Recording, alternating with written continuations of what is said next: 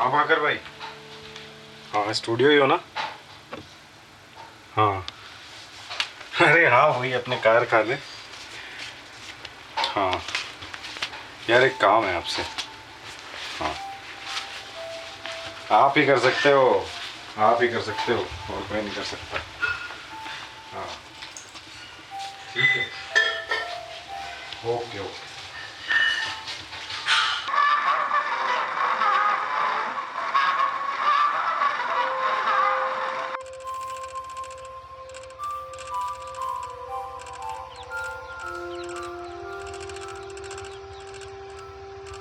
आएगा तो उसको माँ बेटे का गुजारा हो जाएगा।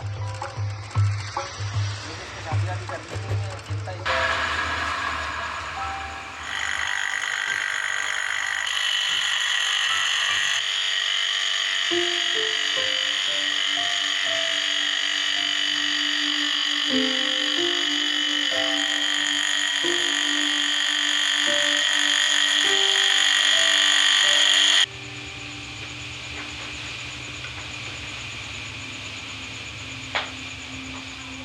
अरे भाके भाई कैसे हो? अरे तपेश लॉन्ग टाइम नो सी, यहीं रहते हो आप हैं? बिल्कुल इसको यार। छोड़ते ही नहीं आप। एक बहुत दिव्य चीज है मेरे पास आपके लिए, ये देखो आप। अरे वाह, समय को लेकर आए हो। हाँ वेरी गुड। अब ये इसकी स्टोरी है कि मेरे दादाजी की एक रेत घड़ी थी, अच्छा विंटेज। जी। वो टूट गई ओके, और इसको आपको विंटेज बनाना है अब। वैसे ही बनाना है हाँ विंटेज, जैसी दादाजी की घड़ी थी वैसे ही बनाना। Very good. और ये यात्रा कला से ही संभव है। बिल्कुल एजिंग करेंगे इसकी तपेश, बिल्कुल इसकी एजिंग से ही इसको उस युग में पहुंचाने की कोशिश करते हैं। बिल्कुल ठीक है यार तपेश, तुम भी बहुत इंटरेस्टिंग चीज़ें लेकर आते हो करने के लिए। चलो ठीक है, मैं भी इस बहाने दादाजी के समय की यात्रा कर लूँगा। बहुत बढ़िया हो जाएगा।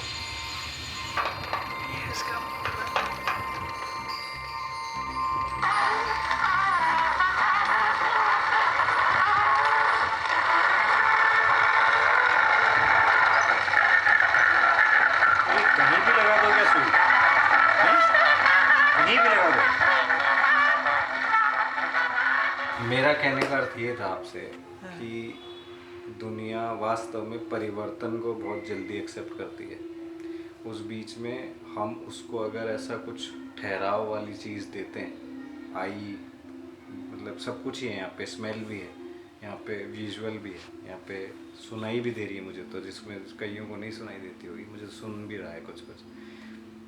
तो ये एक ठंडे छींटे जैसा तो हो सकता है, लेकिन किसी आदमी ने उस चीज़ को लाइफ डिवोट की हो तो वो हम सब से गहरा है। मतलब हम लोग तो इतने गहरे नहीं हो पाए कि हम हमारे दादाजी की कोई चीज़ संभाल के रख लें।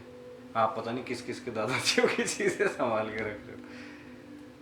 देखो, निश्चित है समय परिवर्तनशील है,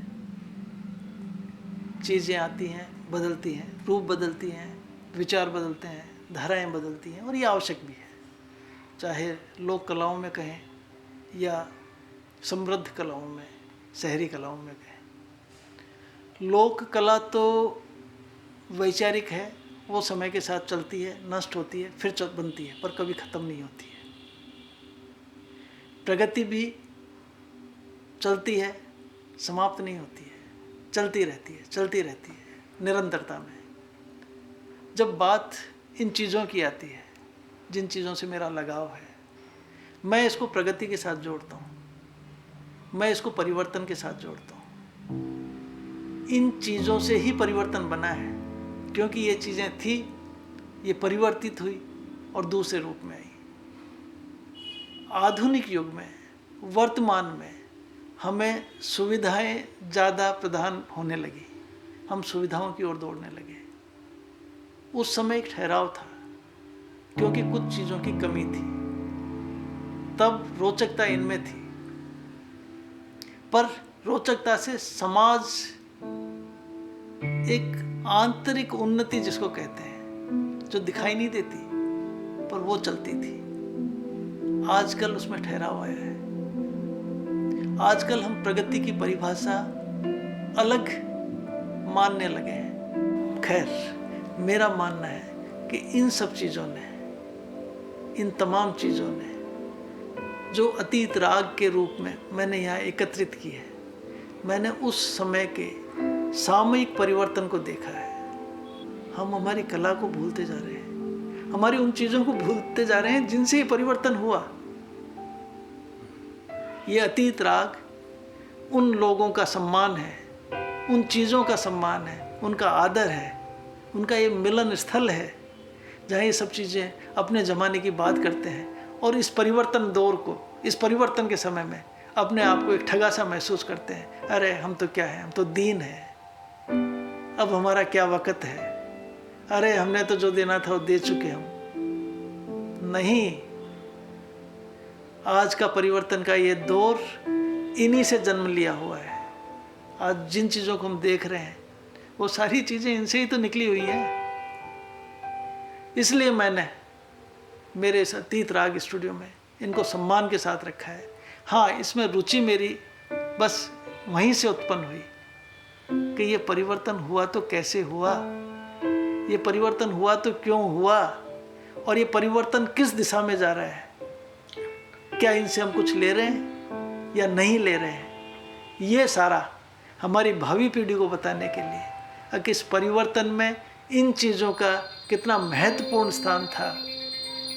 बस यही मेरा एक उद्देश्य है, इन चीज़ों को यहाँ इकट्ठी करने का, स्टूडियो अतीत राग बनाने का।